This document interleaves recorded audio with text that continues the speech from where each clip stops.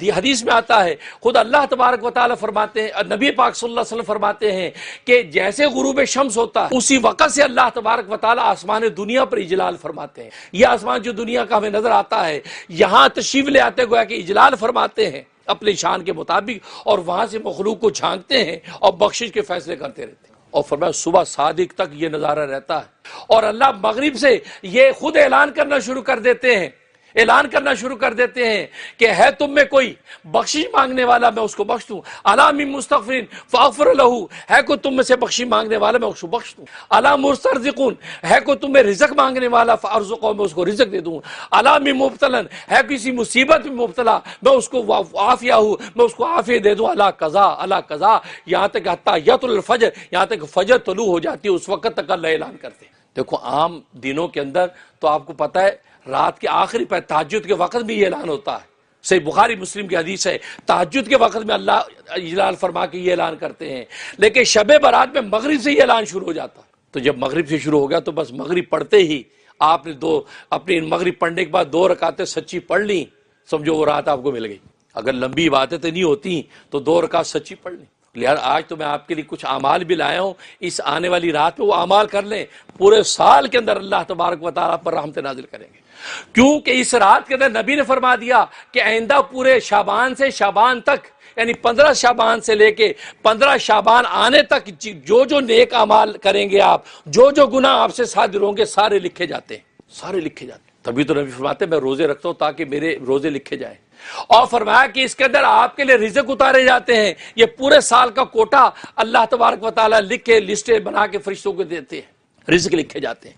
اور فرمایا کہ اس 15 شعبان سے اگلے 15 شعبان تک جو بنی آدم میں پیدا ہونے والے بچے ہیں ان بچوں کے نام لکھے جاتے ہیں، یہ پیدا ہوگا، اور جو مرنے والے ہیں ان مرنے والوں کے نام لکھے جاتے ہیں کہ شعبان سے شعبان تک کے درمیان کون کون مرنے والا ہے، مرنے والوں کے نام لکھے جاتے ہیں۔ یہ اتنی اہم رات ہے، اس رات میں لسٹیں تیار ہوتی ہیں اور لیلۃ القدر میں لسٹیں فرشتوں کے حوالے کر دی جاتی ہیں۔ تو تحریر، اور آپ جانتے ہیں جب کوئی چیز لکھی جا رہی ہو، فیصلہ لکھا جا رہا ہو، اس وقت کتنا اچھا موقع ہوتا ہے، آپ اس فیصلے کو اوپر نیچے کروا سکتے ہیں، جی پلیز آپ یہ نہ لکھیں، پلیز آپ یہ فیصلہ کر دیں۔ اس وقت ترحم کی درخواست دینا آسان ہوتا ہے، لیکن جب لکھ دیا گیا، لکھنے کے بعد فرشتوں کے حوالے کر دیا لیلۃ القدر میں، اب دشواری پیش آتی ہے۔ تو یہ رات اس بنیادی طور پر بہت اہم ہے کہ اس وقت لکھا جا رہا ہے، اس رات کے اندر آپ اس کو منوا سکتے ہیں، یا اللہ اگر بدبخت لکھ دیا ہے تو یا اللہ بدبختی کاٹ دے، یا اللہ اگر رزق کی تنگی لکھ دی ہے یا اللہ میرے رزق کی تنگی کاٹ دے، یا اللہ اگر میرے میں گناہ معصیت لکھ دی ہے یا اللہ کاٹ دے، کیونکہ یہ رات اتنی اہم ہے۔ اس رات میں اللہ تبارک و تعالیٰ سے جو منظوریاں کروا سکتے ہو، یا اللہ ہمارے لیے اگر موت لکھ دی ہے یا اللہ ہمیں موت سے بچا، ہمیں زندگی حیات عطا فرما دے، تو گویا کہ یہ وہ اہم رات ہے۔ تو اسے نبی فرمایا اس رات کے اندر یہ فیصلے ہوتے ہیں۔ اور ایک حدیث میں تو آتا ہے کہ اس رات میں حج والوں کے نام لکھے جاتے ہیں کہ جو حج پہ جانے والے ہوں گے، اللہ نے جن کا بلاوا منظور کر لیا، فرمایا شب برات میں ان کے نام لکھے جاتے ہیں۔ یہ وہ اہم رات ہے، اس رات کو ضائع نہ ہونے دو، اس رات کی عبادت کرو۔ اور باقی آپ نے جو سوال کیا کہ دنیا میں مشکلات بھی آتی ہیں، آسانیاں بھی آتی ہیں، تو آسانیاں تو ٹھیک ہے، وہ تو انسان جو ہے نبھاتا ہے، لیکن مشکلات کو کیسے ٹیکل کریں ایز اے مسلم، تو اس کا کیا طریقہ ہے؟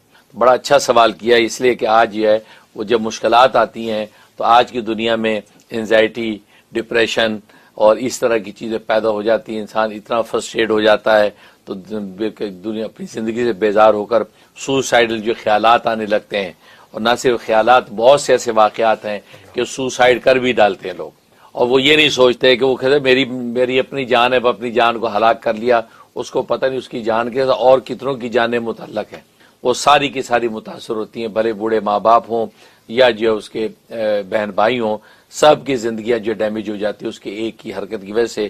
تبھی تو سوسائڈ کو جو ہے وہ جو گناہ کبیرہ اور جرم عظیم قرار دیا جو ہے وہ ہماری شریعت میں۔ اب رہا کہ یہ مشکلات آئیں تو اس کو کیسے ٹیکل کریں۔ اصل میں مشکلات کی 2 کیٹیگریز ہیں، بعض مشکلات اور آفات ایسی ہیں جو غیر اختیاری ہیں، اور بعض ایسی ہیں جو اختیاری ہیں۔ اختیاری غیر اختیاری کا مطلب یہ ہے کہ غیر اختیاری کا مطلب وہ ایسی ہے کہ اس میں آپ کی تدبیر کچھ کام نہیں آ سکتی، آپ جتنی تدبیریں بھی کریں وہ چیز نہیں، ہٹنا نہیں ہے۔ مثلا موت ہے، جیسے مہتاب صاحب کی موت کا ذکر کیا، وہ 35 ایئر کی عمر ہارٹ اٹیک ہوا، فوت ہو گئے، کوئی تدبیر کام نہیں آئی۔ تو موت آئی تو کوئی تدبیر کام نہیں آتی۔ تو بعض آفتیں ایسی ہیں جس میں تدبیر آپ کی کوئی کام نہیں آتی، وہ تو ہونا ہی ہونا ہے۔ تو وہاں پر جو اس کو ٹیکل کرنے کے 2 طریقے ہیں۔ ایک دعا، دوسرا تقدیر پر ایمان.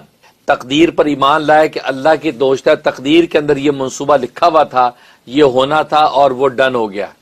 اللہ نے لکھ رکھا تھا کہ اس بندے نے اتنے بجے مرنا ہے، تو وہ ہونا تھا، وہ اجل آگی مر گیا. اب دوسرا راستہ میرے پاس دعا ہے، اس کی مغفرت کی دعا کریں، اپنے لیے اللہ سے صبر جمیل مانگیں. تو ایسی مصائب جو غیر اختیاری ہیں، یعنی وہ قابل تدبیر نہیں ہیں، تو وہاں پر آپ یہ تقدیر پر ایمان پختہ کریں اور یہ دعا کریں بس.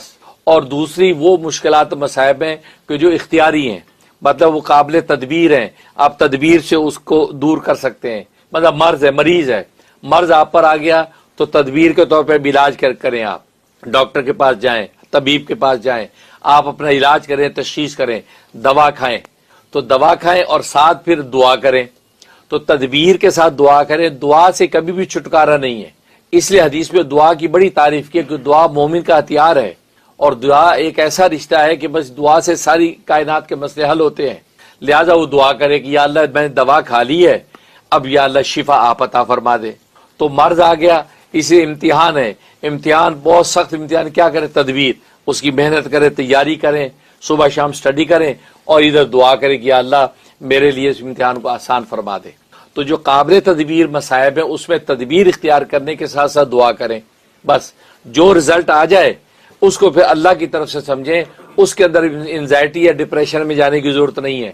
وہ سوچے کہ میں تدبیر بھی مکمل کی ہے اور میں نے دعا بھی پوری کی ہے، اب اس کے باوجود نتیجہ میرے منشا کے خلاف آیا ہے، اس کا مطلب کوئی اور ایسی طاقت ہے کہ جو میرے منشا کے اوپر غالب آ گئی ہے. وہ طاقت وہی ہے جس نے مجھے پیدا کیا ہے، جو تدبیروں کو توڑتا، تدبیروں کو بناتا ہے. بس یہ کہہ کے صبر کر لے کہ اللہ تبارک و تعالیٰ کی مرضی، میری طرف سے کوئی کمی نہیں ہوئی. تو انسان انزائٹی میں اس وقت جاتا ہے، ڈپریشن اس وقت جاتا ہے جب وہ تدبیر کمزور کرتا ہے یا دعائیں نہیں کرتا. اب وہ بعد میں پچھتاتا او کاش میں یہ کر لیتا، او میں بھائی یہ سوچیں جو اس کو آہستہ آہستہ ڈپریشن میں لے جاتی ہیں. حالانکہ اس وقت بھی اپنے آپ کو سنبھالے کہ بس جو ہو گیا ہو گیا، ماں مزہ ماں مزہ. ہمارے والد صاحب فرمایا کرتے ماں مزہ ماں مزہ، جو گزر گیا گزر گیا، اب آگے کی فکر کرو، آگے آگے اسٹیپ بڑھاؤ، آگے کیا کرنا ہے. تو اس سے پیچھے والی کو سوچتے رہیں گے، وہ کہتے ہیں کہ لکیر کو پیٹتے رہیں گے، کوئی فائدہ نہیں ہے. لہذا ماں ماں کر کے آگے بڑھے گا، اب مجھے نیکسٹ سٹیپ کیا لینا ہے. بھائی اس طرح جب آپ چلیں گے تو مضبوط ایمان کے ساتھ بڑھیں گے تو اللہ تبارک و تعالیٰ آپ کے لیے ان چیزوں کو آسان کر دیں گے. تو آپ نہ بیمار ہوں گے، نہ ٹینشن لیں گے، ہنستے کھیلتے رہیں گے اور دنیا کے کام بھی ہوں گے، دین بھی آسان ہوگا. آپ کسی قسم کی ڈپریشن اور تکلیف میں جائیں گے. لیکن آج خاص طور پہ نوجوانوں میں یہ چیز پیدا ہو گئی، وہ فوراً ڈپریشن میں جاتے ہیں، لولینس فیل کرتے ہیں، دروازے بند کر لیتے ہیں، نہ اماں سے بات نہ ابا سے بات. یہ حل نہیں، حل ہی ہے جو میں نے بتایا کہ اختیاری غیر اختیاری کو جو راستہ اس کو اختیار کریں اور ہنستے کھیلتے آگے بڑھتے رہیں. کیونکہ دنیا تو ختم ہونی ہے، اور یہ آپ کی اس ایک بات پہ ختم نہیں ہو گئی. دنیا بہت وسیع ہے، بہت زندگی ہے، آگے کی زندگیاں بھی ہیں. لہٰذا انسان بڑھتا رہے گا، انشاءاللہ زندگی آسان ہو جائے گی. السلام علیکم. وعلیکم السلام، فرمائیے. جی میں شہیر مسعود بات کر رہا ہوں، صادق آباد ضلع رحیمیہ خان پاکستان سے. اور میں حضرت سے یہ سوال کرنا چاہ رہا تھا کہ اس چیز کا بعض اوقات ہوتا ہے کہ بندے پہ ایک کے بعد ایک ہارڈ شپس آ رہی ہوتی ہیں، پریشانیاں آ رہی ہوتی ہیں، اور بندہ ایک چیز کو ایک طرح پلان آؤٹ کرتا ہے، پھر وہ چیز فیل ہو جاتی ہے. بندہ سوچتا ہے کہ اس میں اللہ تعالیٰ کی مصلحت ہوگی، کہ اللہ تعالیٰ چاہتے ہوں گے کہ میں دوسرا راستہ اختیار کروں. بندہ وہ راستہ بھی اختیار کرتا ہے، پتہ لگتا ہے وہاں بھی ہرڈلز آنا شروع ہو جاتے ہیں. تو بعض اوقات ہارڈ شپس ایسے ایک کے بعد ایک ڈراپ ہوگی کالنگ. میں خیر یہ پوچھنا چاہتے ہیں، صادق آباد سے کال کر رہے ہیں، ہارڈ شپس آ رہی ہیں، ایک کے بعد ایک جو ہے وہ پلان فیل ہو رہا ہے. تو آدمی جب کہ یہ سوچتا ہے کہ شاید یہ مسئلہ نہیں دوسری مسئلہ لے گی، وہ بھی بریک ہو جاتا ہے. ہاں ہو بھی سکتا ہے کہ بسا اوقات جو ہے وہ سارے پلان آپ کے جو ہے وہ سب ٹوٹتے جا رہے ہیں اور آخر میں اللہ اسی پلان پہ لانا چاہتے ہیں جس کی پلاننگ خود اللہ نے کر رکھی ہے آپ کے لیے. ہو سکتا ہے ایسا بسا اوقات ہوتا ہے، لیکن اس میں صبر و تحمل کے ساتھ انسان لگا رہے، مایوس نہ ہو کہ ہو سکتا ہے 1 2 3 4 کے بعد وہ اس ٹارگٹ پہ پہنچ جائے جو خود اللہ کو آپ کے لیے مطلوب ہے اور آپ انشاءاللہ کامیاب ہو جائیں گے. ایسا بھی ہوتا ہے. لیکن اگر یہ ہارڈ شپس کسی جادو ٹونے کی وجہ سے، نظر بد کی وجہ سے یا انسان کے اپنے معصیت کے وبال کی وجہ سے پیدا ہو رہی ہیں تو اللہ تبارک و تعالیٰ جو ہے اس سے برکت کو کھینچ لیتے ہیں. تو انسان کو یہ ہارڈ شپس پیدا ہوتی ہیں تو اس کے لیے عمل نوٹ کر لیں، وہ آپ عمل پڑھنا شروع کر دیں. اللہ تبارک و تعالیٰ آپ کو صحیح نتیجے پہ پہنچا دیں گے اور آپ کا جو بھی کام ہے وہ پورا ہو جائے گا. اس کے لیے سورت یونس آیت نمبر 64، سورت یونس آیت نمبر 64 جو ہے یہ آپ نے 101 دفعہ پڑھنی ہے۔ عشاء کے بعد 101 دفعہ پڑھیں، اول آخر 11 مرتبہ درود ابراہیمی یہ پڑھ کے دعا کر لیا کریں۔ اب آپ اپنے کاموں میں لگے رہیں، انشاءاللہ اللہ تبارک و تعالیٰ صحیح نتیجے پہ پہنچا دیں گے، یا جو بھی آپ کام کریں گے اس کا صحیح نتیجہ ظاہر کر دیں گے۔ تو بالکل اسی طریقے سے دینی عبادات اور تشریع جو احکامات اس کے اندر بھی اللہ تبارک و تعالی نے یہ تینوں اصول رکھے ہیں کہ انسان دنیا کے اندر جب آیا ہے تو سب سے پہلے اپنا مقصد زندگی متعین کرے کہ میرا مقصد کیا ہے، مقصود کا تعین کہ مقصد کیا ہے۔ اس لیے کہ دو ہی چیزیں نکلتی ہیں، ایک تعین اور دوسری تسہیل۔ تعین سے مراد مقصد کا تعین، اور تسہیل کے دو شعبے ہیں، ایک راستے کا پتہ ہونا اور دوسرا راستے پہ آسانی سے چلنا۔ تو گویا کہ تعین اور تسہیل یہ دو چیزیں ہیں انسان کی زندگی میں آگے بڑھنے کے لیے۔ تو عبادات کے اندر بھی اور دینی احکامات کے اندر بھی وہ انہی چیزوں کو متعین کرتا ہے کہ میرا مقصد کیا ہے۔ سب سے پہلے وہ اپنی زندگی کا مقصد متعین کرتا ہے کہ دنیا میں آیا ہوں لیکن آخرت کے ساتھ میرا ربط کیا ہے۔ کیا دنیا سے میں آ گیا پیچھے رابطے ختم ہو گئے، یا یہ پیچھے میرے رابطے قائم ہیں؟ پاکستان سے اٹھ کے میں امریکہ آ گیا، بنگلہ دیش سے اٹھ کے میں امریکہ آ گیا، انڈیا سے اٹھ کے میں امریکہ آ گیا، کیا پیچھے میرے رابطے ہیں یا ختم ہو گئے؟ رابطے ہیں۔ جب رابطے ہیں تو پیچھے کے معاملات کو بھی دیکھتا ہے۔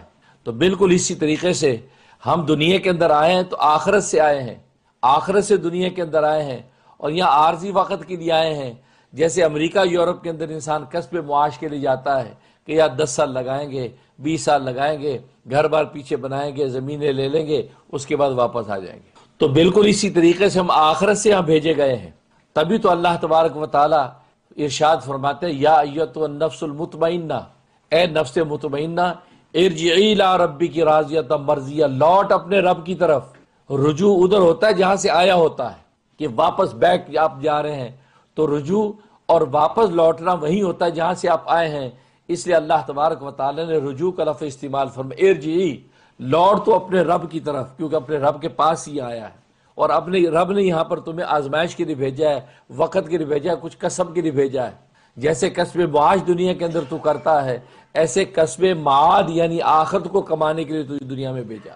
تو اس لیے ارجع الی ربک راضیۃ مرضیہ، کہ لوٹ تو اپنے رب کی طرف اس حال میں کہ تو اپنے رب سے راضی ہے اور تیرا رب تجھ سے راضی ہے۔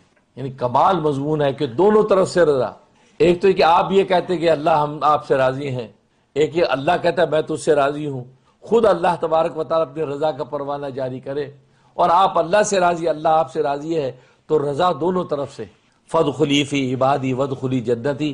تو اب یہ بتلا دیا کہ نفس مطمئنہ کیسے بن سکتا ہے، دنیا کے اندر رہ کے راستے کا تعین صحیح کیسے ہو سکتا ہے، دنیا میں رہ کے آخرت کے ساتھ ربط کیسے قائم رہ سکتا ہے، تاکہ ہم پیچھے بھولے نہ اور پیچھے کے حقوق کو بھی ادا کرتے رہیں۔ اس کا طریقہ اللہ نے بتا دیا، فادخلی فی عبادی، میرے بندوں میں شامل ہو جا، میرے بندوں میں داخل ہو جا۔ جب میرے بندوں میں داخل ہو جائے گا، میرے وہ بندے جو آخرت کے ساتھ ربط اور تعلق کیے بیٹھے ہیں، ان کے دامن کے ساتھ تو وابستہ ہو جا، تو فادخلی جنتی، تو بھی جنت میں داخل ہو جائے گا۔ اس لیے بتا دیا، یہ تو گویا کہ وہ اللہ تبارک و تعالی نے آخر کے اندر وہ حل بتا دیا ہے کہ آپ اللہ کی طرف سے اس حال میں جو لوٹے کہ اللہ آپ سے راضی ہو اور آپ اللہ سے راضی ہوں۔ اس کا راستہ یہ ہے کہ دنیا کے اندر اللہ کے جو بندے عباد الرحمن، اللہ کے وہ بندے جنہوں نے اللہ کا تعلق قائم کر رکھا ہے، اللہ کی یاد کے اندر جو ہے وہ سرشار رہتے ہیں اور اللہ تبارک و تعالیٰ کی اطاعت پہ ہیں، تو فرمایا ان کے ساتھ جڑ جاؤ، ان کے ساتھ لگ جاؤ، ان کے دامن سے وابستہ ہو جاؤ۔ تو نتیجہ کیا ہوگا؟ تو وہ جنت کے اندر داخل ہوں گے، ساتھ آپ بھی جنت میں داخل ہوں گے۔ وادخلی جنتی، جنت میں داخل ہو جائے۔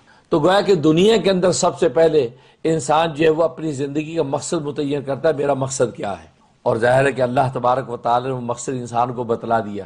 خود انسان اپنی عقل اور فہم سے اس مقصد کو متعین نہیں کر سکتا، کیونکہ انسان تو خواہشات کا بندہ ہے، اپنی فطری خواہشات کے تابع ہے۔ اگر اس کو پوچھا جائے آپ کے زندگی کا مقصد کیا ہے، تو وہ تو یہ کہے گا بھی کھانا میرا مقصد ہے، پینا میرا مقصد ہے، سونا میرا مقصد ہے، جاگنا میرا مقصد ہے، اور اپنی نفسانی خواہشات پوری کرنا میرا مقصد ہے۔ اس کے علاوہ تو مجھے پتہ ہی کچھ نہیں ہے۔ کیوں؟ یہ مافوق العقل ایک بات ہے کہ آپ کی اس پوری زندگی کا گول کیا ہے۔